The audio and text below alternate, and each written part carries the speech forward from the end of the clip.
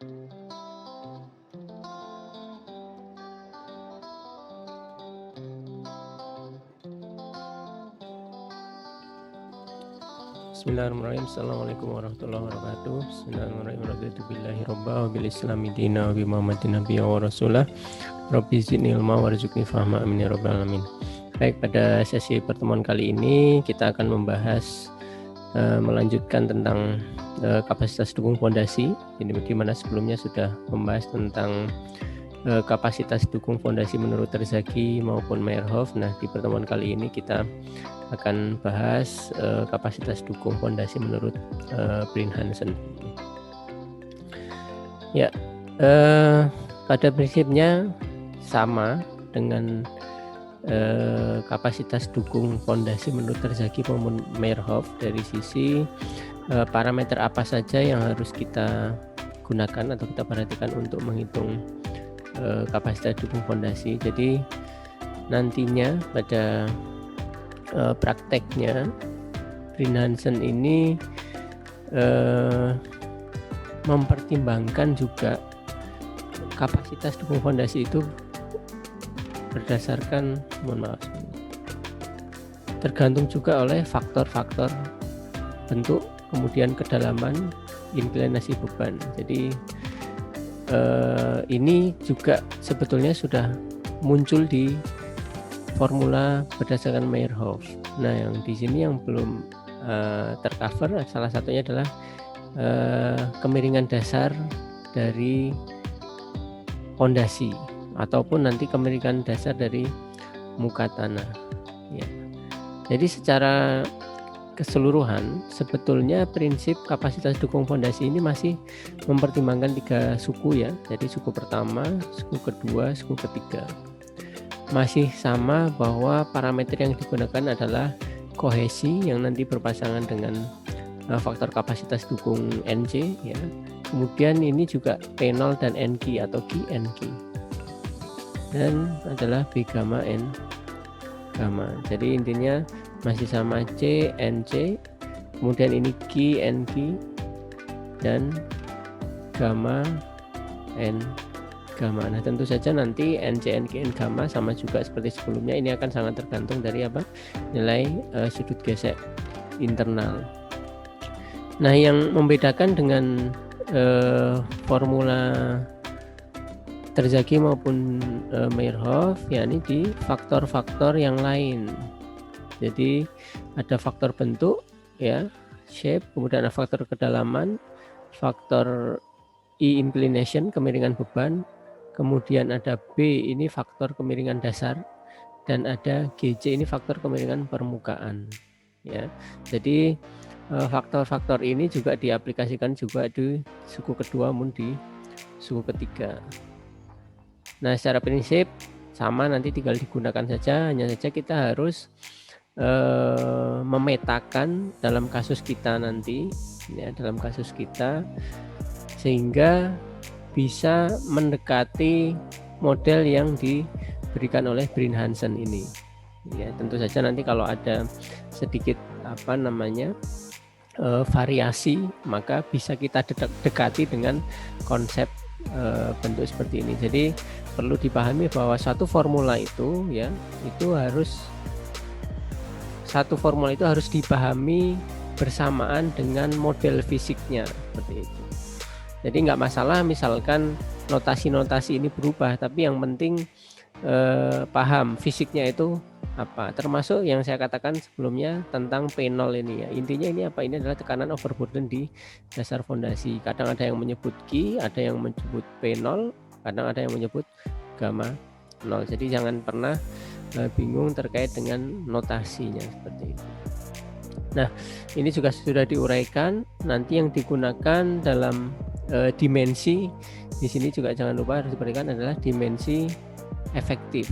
Jadi sebelumnya saya sudah pernah jelaskan kalau arah lebar efektif itu nantinya adalah lebar total dikurangi 2E ya, ini eksentrisitas akibat adanya beban. Nanti untuk arah memanjangnya juga sama jika diperlukan ya, itu nanti adalah L dikurangi 2E. Tentunya kalau yang sebelumnya arah X maka ini arah Y seperti itu.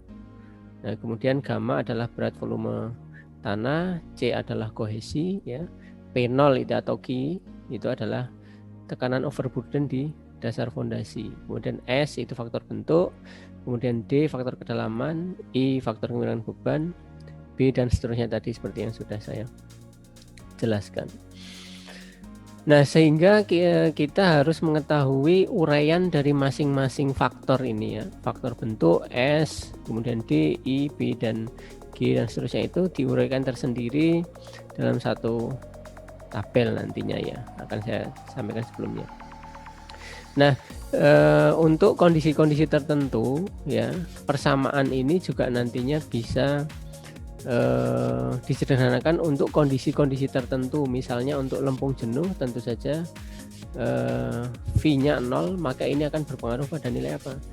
Pada nilai NC, NQ, dan N gamma. Ya, tentu saja dalam kondisi tertentu ini maka tinggal dimasukkan NC, NQ, N gammanya dalam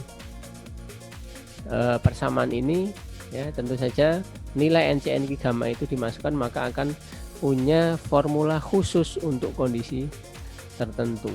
Ya, ini sebetulnya sama dengan formula sebelumnya, hanya saja nilai NC, NQ, N gammanya sudah dimasukkan berdasarkan apa? Berdasarkan tabel Brin-Hansen, ya, atau menggunakan formula. Ini sebetulnya NC, NQ, N gamma jika diformulasikan oleh Brin-Hansen sama-sama semuanya tergantung dari nilai apa? Nilai V, sudut gesek internal. Nah, ternyata NC nilainya tergantung dari NQ. Nah, kemudian N gamma juga tergantung nilainya dari NQ. Nah, ini saja, tentu saja kalau misalkan dicobakan mulai dari V sama dengan 0, V sama dengan 1, terus sampai V sampai tertentu, maka bisa ditabelkan atau bisa dibuat suatu grafik. Nah, ini gabungan antara nilai NC, NQ, gamma berdasarkan Meyerhof, sebelumnya sudah pernah saya tampilkan. Nah, ini menurut Brin-Hansen, maka dengan memasukkan nilai V pada persamaan yang tadi saya tampilkan, itu akan memberikan nilai NQ, ya, kemudian NC dan N gamma. Nah, tadi dikatakan ada persamaan khusus untuk lempung jenuh tadi, ya. Ini, ya, lempung jenuh V sama dengan 0, maka dengan memasukkan nilai NC, NQ, N gamma masing-masing berapa? Nah, masing-masing 5,14, 1 dan 0 ini dalam persamaan dasar tadi. Nah, ini juga ditampilkan nilai NC, NQ, N gamma menurut Fasig. Nanti tentu saja harus diterapkan di formula menurut Fasig. Nah, kemudian ini adalah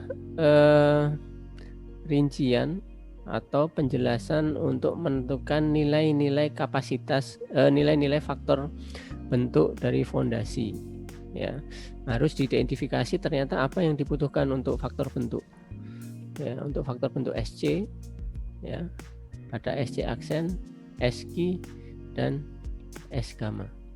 Nah, ternyata yang harus diidentifikasi adalah lebar dan panjang fondasi. Ya, jadi misalkan kita punya denah fondasi tampak seperti ini, maka tampak atasnya seperti apa? Nah, di sini ada arah lebarnya B, ini arah panjangnya. Yang harus diperhatikan di sini adalah kondisi efektif yang harus dimasukkan di sini. Nah, ternyata nilai faktor bentuk ini akan dipengaruhi juga oleh faktor kapasitas dukung NQ dibagi NC.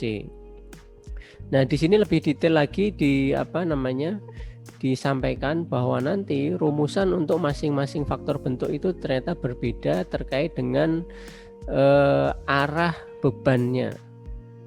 Jadi arah bebannya. Jadi kalau arah bebannya itu tegak lurus dari dasar fondasi, ya, maka menggunakan kolom pertama untuk menentukan SC, SQ maupun S gamma. Nah, tapi misalnya nanti bebannya itu mengalami inklinasi, jadi misalkan telapak kita seperti ini, Ya, kalau saya gambarkan 3 dimensi seperti ini ya. Nah, kita harus konsisten, misalkan arah B-nya arahnya di sini, kemudian L-nya arahnya di sini. Nah, kalau misalkan beban itu miring searah lebarnya, ya artinya berarti misalkan saya lihat mukanya di B di sini, miringnya itu arah lebarnya B. Ternyata ada kemiringan misalkan seperti itu, tapi searah B, misalkan saya gambarkan ini X, ini Y ya. Ya. Seperti ini. Nah, ini B misalnya. B itu mengikuti sumbu X, sedangkan L itu mengikuti sumbu Y. Nah, kalau miringnya itu mengikuti arah miring sumbu X, arah B, dengan sudut seperti ini tertentu, maka menggunakan formula kolom kedua. Nah, kalau misalnya miringnya ke arah L, artinya berarti arah L sana ya. Ya, berarti dilihat dari sini. Ternyata miringnya itu mengikuti arah L, maka menggunakan persamaan pada kolom ketiga ini. Jadi meskipun yang kita bicarakan adalah faktor bentuk, tapi juga ternyata harus memperhatikan kemiringan bebannya. Nah, kalau yang pertama tadi, kalau memang bebannya itu tegak lurus dasar fondasi. Nah, kemudian untuk faktor kedalaman, ya, faktor kedalaman juga harus diperhatikan. Kita harus tahu dulu fisik dari model fondasi kita seperti apa, ya. Mudahnya seperti ini. Maka yang harus diidentifikasi adalah apa di sini? Ada kedalaman fondasi, yakni kedalamannya berapa. Intinya perbandingan antara kedalaman dengan lebar fondasi seperti ini. Nah, nilainya akan sangat tergantung dari kedalaman dan lebar fondasi. Nah, ada keterangan.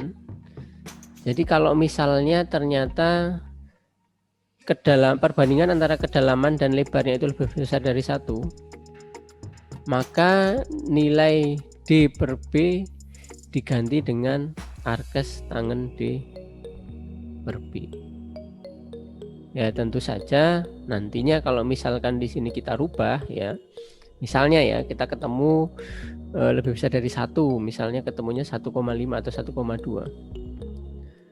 Ya, maka kita akan ketemu persamaan 1 plus 0,4 arkes, arkes tangen 1,2. Maka arkes tangen ini tentu saja outputnya apa? Outputnya adalah sudut, ya kan? Tentunya outputnya adalah sudut. Maka kira-kira kalau kita paksakan menjadi 1 plus 0,4, sudutnya berapa? Misalkan ketemu, sudut ketemunya 30 derajat.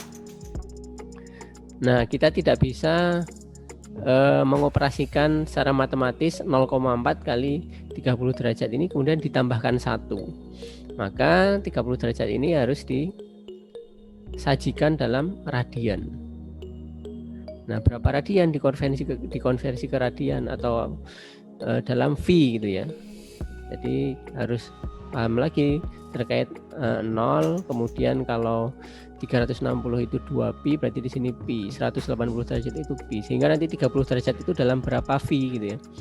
Ya sudah, nanti kita bisa menjadi menjumlahkan 1 plus 0,4 kali berapa V. Nah, V ini kan apa? 22 per 7, menjadi bisa kita operasikan secara matematis seperti itu. Nah, untuk faktor kemiringan beban juga sama, nanti harus kita pahami nilai I itu berdasarkan IQ. Nah, ini kemiringan bebannya. Ini kemiringan bebannya. Nah, ini dikatakan kok 1 minus, berarti ini bisa kita sajikan dalam radian juga ya, tentu saja dengan dalam radian. Nah, ternyata di sini juga dibedakan lagi untuk kondisi kalau misalkan dasarnya horizontal atau dasar fondasinya itu miring dengan batasan tertentu. Ya. Dengan batasan tertentu kita tahu bahwa kemiringan beban, misalkan kemiringan dasar fondasi itu dinyatakan dalam C, atau tadi di mana? Nah, ini. Kemiringan beban itu dinyatakan dalam alfa ya di sini. Kemiringan dasar fondasi dinyatakan dalam alfa. Ini dikatakan plus A itu maksudnya alfa, maka bisa kita identifikasikan untuk mencari nilai faktor kapasitas faktor kemiringan beban ini. Nah, beban itu misalnya nanti ada ini garis vertikal, kemudian ini bebannya bentuknya seperti ini, maka kemiringan bebannya yang diukur adalah sudut ini berdasarkan garis vertikal seperti itu. Kemudian tabel yang selanjutnya adalah faktor kemiringan dasar fondasi. Nah, tadi dengan memasukkan nilai apa? Nilai alfa. Nah, nilai alfa itu berapa? Nilai alfa berapa? Ini berdasarkan gambar yang tadi ya. Berdasarkan apa namanya? Nah, ini dasarnya, ini alfanya. Begitu juga dengan kemiringan permukaan itu di mana? Kemiringan permukaan itu ada di beta tadi. Permukaan. Nah, ini kan fondasi mohon maaf. Nah, ini fondasi kita. Kemudian nantinya ternyata permukaan. Nah, permukaan tanahnya ini adalah beta. Di sini. Nah, ini harus di cross-check lagi dengan gambar yang tadi. Nah, ini adalah kondisi permukaannya. Kalau permukaannya ini beta di sini. Oh maaf, saya keliru ya. Beta itu kalau misalnya dia turun ke bawah.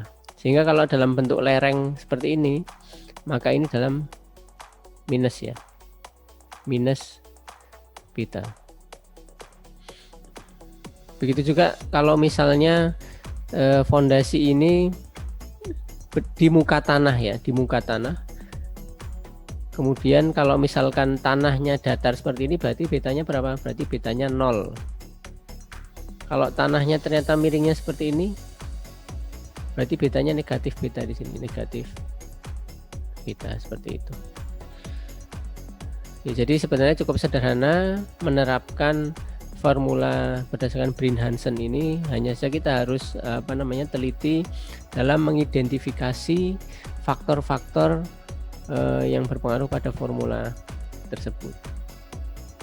Nah, ini ya beta yang tadi saya katakan ya. Beta di sini, sehingga nilainya ini bisa 0, bisa positif kalau kemiringannya ke bawah, bisa negatif kalau kemiringannya ke atas.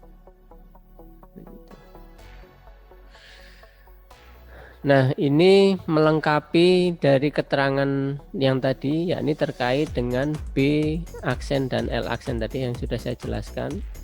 Jadi kalau misalkan akibat adanya eksentrisitas beban akan memunculkan eksentrisitas ya. Akibat eksentrisitas beban, maka akan muncul eksentrisitas. Nah, kalau ini arah X, berarti ini adalah 2E arah X. Kalau ternyata bebannya itu eksentris terhadap Y juga, misalkan ada posisinya di sini, maka ini juga akan mengakibatkan eksentrisitas arah Y, 2E arah Y kalau bebannya di sini. Sehingga luas efektifnya atau lebar efektifnya itu adalah di sini B aksen, di sini adalah L aksen ya. Nah, ini adalah luas efektif kalau misalkan beban kita tadi di sini. Nah, ini sama terkait dengan kedalaman fondasi, faktor kohesi dan seterusnya. Nah, terkait dengan parameter sudut gesek dalam ya. Terkait dengan parameter sudut gesek dalam, jadi biasanya sudut gesek dalam yang digunakan itu adalah sudut gesek dalam hasil pengujian triaksial ya. Hasil pengujian triaksial. Jadi kita punya sampel. ataupun sudut geser dalam ya, uji geser langsung ya. Nah, kalau misalkan kita dapatkan dari uji triaksial ya, sedangkan misalnya model kita di lapangan itu kita tinjauannya adalah kondisi plane strain. Plane strain itu apa? Nah, ini sebetulnya bahasan di materi metode elemen hingga ya. Jadi model plane strain itu adalah kalau kita punya model 2 dimensi seperti ini, anggapannya bahwa regangan yang terjadi hanya pada bidang ini saja. Ini adalah bidang X ya, kemudian ini adalah bidang Z. Jadi regangannya hanya terjadi pada bidang ini saja. Atau katakanlah perubahan bentuknya dari misalkan model kita, misalkan timbunan ini ataupun fondasi itu hanya bidang ini saja. Jadi melendutnya ke arah 2 bidang ini saja. Sedangkan arah Y-nya, arah tegak lurus bidang gambar. Jadi kalau kita punya ini X, Y, Z. Ini Z ya, atas itu Z, vertikal itu Z, maka sana Y. Maka arah Y-nya tidak ditinjau atau bisa dikatakan tidak terjadi pergerakan arah Y, atau disederhanakan hanya pergerakan arah X dan Z-nya saja. Maka sudut gesek dalam yang kita gunakan itu harus kita konversi atau kita dikoreksi, betul ya, dikoreksi dengan mengalihkan dengan 1,1 ya. Artinya hasil uji triaksial kita ini kalau diaplikasikan untuk kondisi plane strain itu nilainya mestinya 110%-nya atau 1,1 kalinya dari hasil uji yang kita punya. Misalkan dari uji triaksial ketemunya V-nya 30 derajat. Nah, karena model kita misalkan fondasi kita kan seperti ini plane strain maksudnya. Yang kita tinjau hanya hanya pergerakan fondasi arah vertikal dan arah horizontal. Ya, arah tegak lurus bidang gambarnya itu tidak kita tinjau. Alasannya bisa jadi ya karena sisi sebelahnya adalah ada portal juga yang menahan pergerakannya. Seperti itu. Nah, ini di dalam buku Hardiatmo atau Prof. Hari Kristadi Hardiatmo dinyatakan seperti itu. Artinya nilai sudut gesek dalam yang kita gunakan hendaknya dikoreksi dikalikan 1,1 kali. Ini kalau kita bicara tentang ekonomisnya. Nah, sebetulnya kalau mau langsung digunakan seperti ini sebetulnya memang lebih aman, hanya saja nanti kecenderungannya karena ini bisa jadi overestimate menurut Brinhansen, maka biar lebih ekonomis ya dikalikan 1,1-nya seperti itu. Nah, ini ada contoh soal ya, nanti bisa diterapkan di sini. Jadi fondasi telapak berbentuk bujur sangkar, lebarnya 1,8. Di sini ada posisi bebannya ada di mana.